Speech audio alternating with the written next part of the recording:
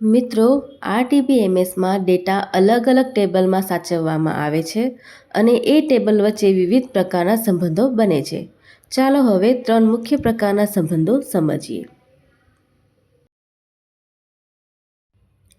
1-to-1 સંબંધમાં એક ટેબલનો એક રેકોર્ડ બીજા ટેબલના એક જ રેકોર્ડ સાથે જોડાયેલો હોય છે, જેમ કે એક વિદ્યાર્થીને ફક્ત એક જ ઓળખપત્ર નંબર હોય છે.